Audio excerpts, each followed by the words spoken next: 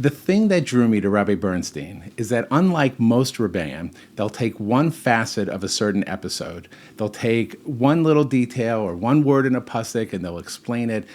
Rabbi Bernstein will take us to an episode, whether it's the Haggadah or hardening Paro's heart, or in this case, Kriyas Yam Suf. He walks us into the episode. We can look around and he shows us over here what's going on, over there what's going on. It's literally like we're there and we're seeing a whole lot of new information that we've never learned before and never put together. And this is Rabbi Bernstein's strength.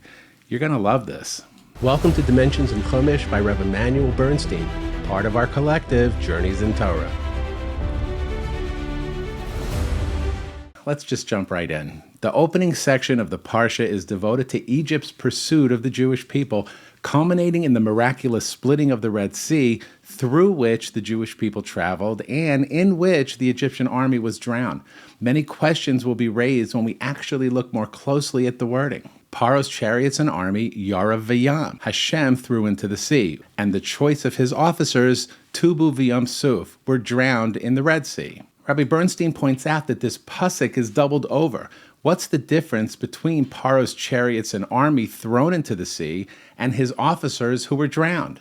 And the first half of the pasuk mentions Vayam, the sea, but why in the second half does it mention Yam Suf, the Red Sea? Next, the pasuk which describes the splitting of the sea reads as follows. Moshe stretched out his hand over the sea, Vayolech Hashem es Hayam, and Hashem moved the sea with a strong easterly wind all night, Vayasam es Hayam lecharava, and he placed the sea on dry land, Vayibaku hamayim, and the water split.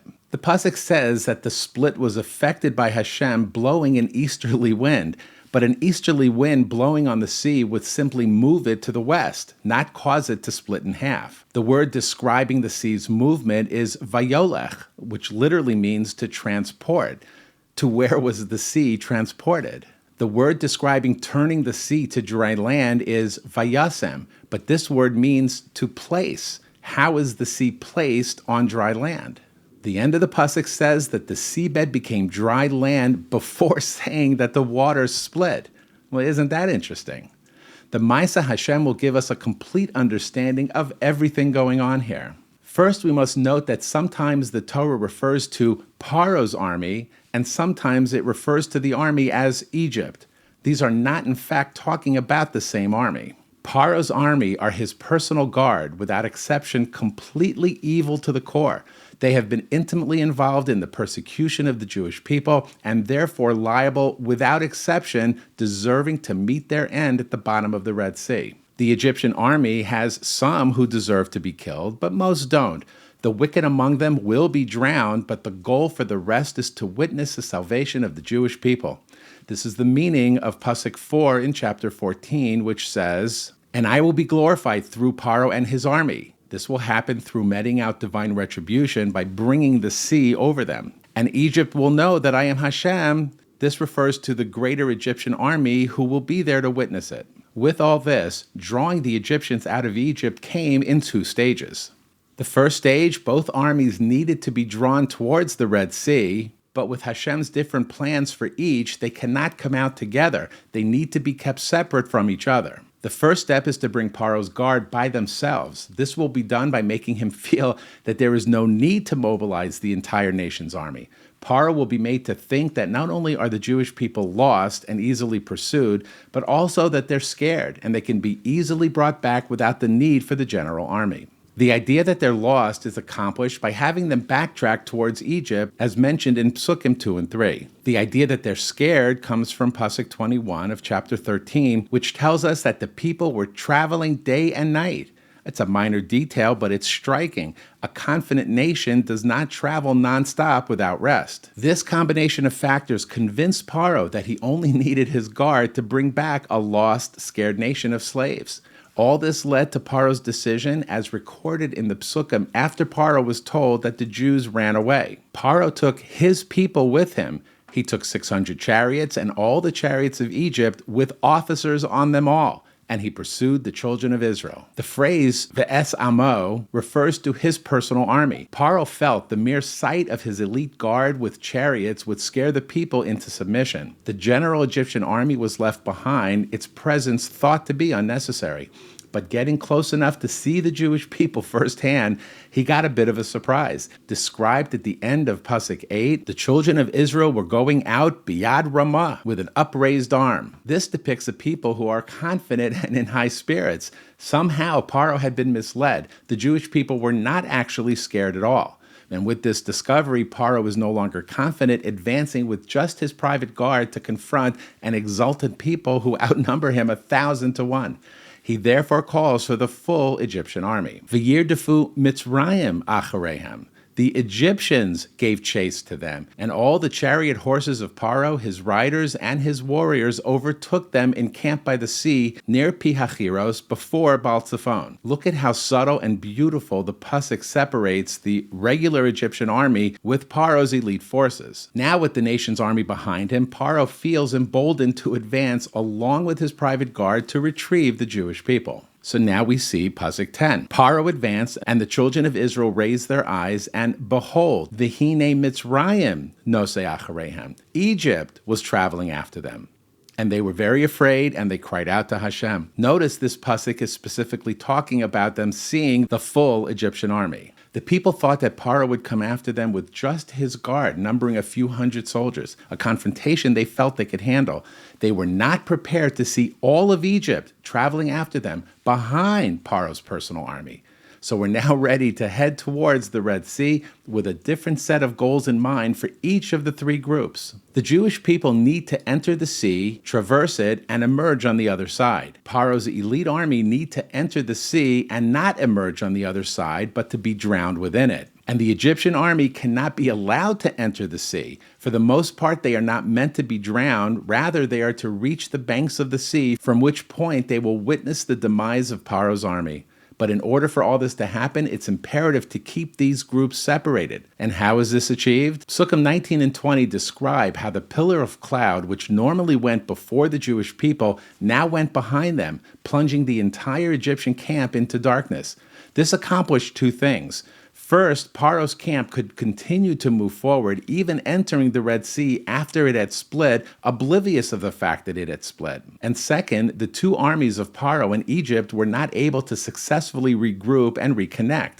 This is described in the final words of Pasuk 20. V'lo karav zeh el zeh kol halayla. Neither drew near the other the whole night. My friends, this must be talking about the two Egyptian armies. Could anyone think that the Jews would even try to approach the Egyptians at all? In this way, the three groups continue moving forward until the first of the groups, the Jewish people, arrive at the Red Sea. And as we've noted, the verse which describes the splitting of the sea contains a number of questions. The first, the split was caused by an easterly wind which would seemingly have the effect of moving the sea westwards, not dividing it in half. 2, the use of the word vayolech, to move. Where exactly was the sea moved? 3, the use of the word vayasem, to place. Where was the sea placed? And 4, it appears to mention the water splitting after the sea became dry land. So now we have the framework for all of these answers and more. The easterly wind does not split the sea in half, it moved the water out of the way. The water is transported westward out of the sea and placed onto dry land. But how are the Jewish people not flooded? Because the water splits as it is displaced. So at first, they're in the sea while on dry land, but later, once inside, they're on dry land while in the sea. This is just beautiful. With a path having been cleared for them, the Jewish people entered the sea, pursued by the Egyptian army, as well as Paro's own army, both of whom are still engulfed in darkness. This continues until Paro's elite army is entirely within the Red Sea, while the regular Egyptian army is still at its banks. At this stage, Hashem illuminates the area, allowing the Egyptians to see that although they have not actually entered the sea, they too are surrounded by water on both sides. Paro's army try to head back, but Hashem disables their chariots and immobilizes them. With everyone where they need to be, Paro's army in between the waters about to drown, the Egyptian regular army on the bank, it's time for the waters to return. The returning of the water is mentioned twice in 2 consecutive psukim. Pasuk 27 states that the sea returned to its original form. Pasuk 28 states that the waters returned and covered over Paro's chariots. As we've seen, the water that was displaced to create a path through the sea was moved out of the sea onto the dry land. Why did it not simply pile up on either side of the sea itself?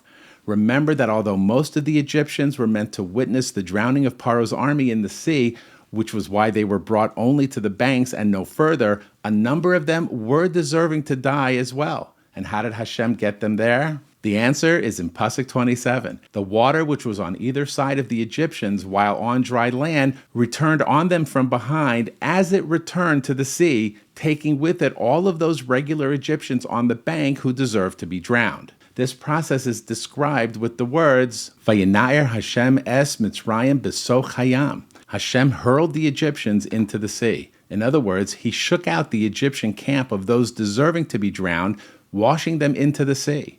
How perfect is this? Now we can understand that these two psukim refer to the two separate stages of the water's return. It's just unbelievable. And this will help us solve the last mystery, why the pasuk mentions the Yam in the first half and the Yam Suf in the second half. The Yam Suf commonly translates as the Red Sea, but it's more accurately translated as the Reed Sea because of the reeds, Suf, which grow near its banks. When Paro's elite army were drowned, they had by that time entered deep inside the sea. In contrast, the Egyptians, who had been thrown out into the sea from dry land, were much closer to its banks. That's why the pasuk says they drowned in the reeds, the Yam Suf. So again, Rabbi Bernstein brings us right into the episode, allowing us to walk through the events and look around at the fine details as they were happening. It's unlike anything we get to see from anyone else. Thank you again for watching. Of course, you should like this video, subscribe to our YouTube channel, and hit the share button to paste the link to this video into emails and texts to family and friends. They'll all appreciate you for it, and we will all be sharing in the great mitzvah of Talmud Torah.